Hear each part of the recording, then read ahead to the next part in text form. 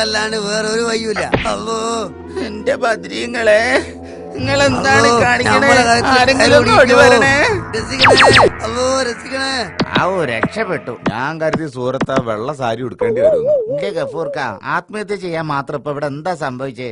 ഒന്നും മുണ്ടാണ്ട് മുറി കയറി വാതിലടിച്ചതാ. അതിങ്ങനത്തെ ഒരു കടുങ്കൈക്കാണെന്ന് ആരെങ്കിലും നിരീച്ചോ? നിങ്ങൾ എന്തെങ്കിലും ഒന്ന് പറയ ഗഫൂർക്ക. നിങ്ങൾ എന്തെങ്കിലും ഒന്ന് മുണ്ട് മനച്ചാ.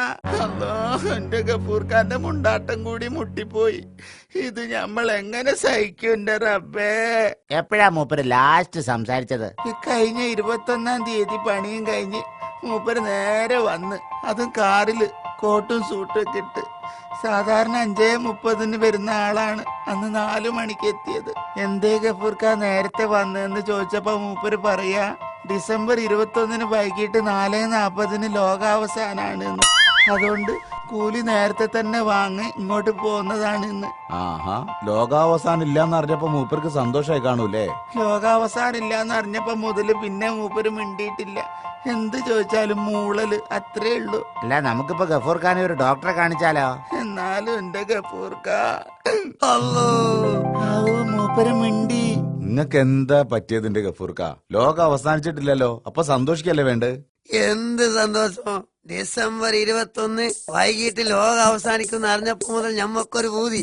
ഒരു ദിവസമെങ്കിൽ ഒരു ദിവസം രാജാവായിട്ട് കഴിയണമെന്ന്. മോനെ, അങ്ങനെ നമ്മള് വീടിന്റെ ആധാരം വെച്ച് വായ്പെടുത്ത് കാറും സൂട്ടും കോട്ടും ഫോണും ഒക്കെ വാങ്ങി. ലോകം അവസാനിച്ച പിന്നെ ഇതൊന്നും തിരിച്ചെടുക്കണ്ടല്ലോ കരുതിയാണ്.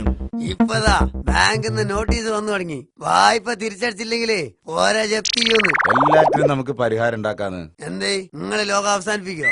ആത്മഹത്യ ഒന്നിനൊരു പരിഹാരമല്ല ഗഫൂർക്ക. അതറിയാന്ന്. പക്ഷേ തൽക്കാലത്ത് ഒരു അത്യാവശ്യത്തിന് ആത്മഹത്യ ചെയ്യുന്നതിനെ കൊണ്ട് പ്രശ്നങ്ങളുണ്ടോ? ഇതിൽ നിന്ന് രക്ഷപ്പെടാൻ ഒറ്റ വഴിയുള്ളൂ. ഈ ലോകം അവസാനിക്കണം, അല്ലെങ്കിൽ നമ്മൾ അവസാനിക്കേണ്ടി വരും. ഇത്രയും കാലം നമ്മൾ പഠിച്ചവനോട് ദീർഘായുസിന് വേണ്ടിയായിരുന്നു പ്രാർത്ഥിച്ചത്.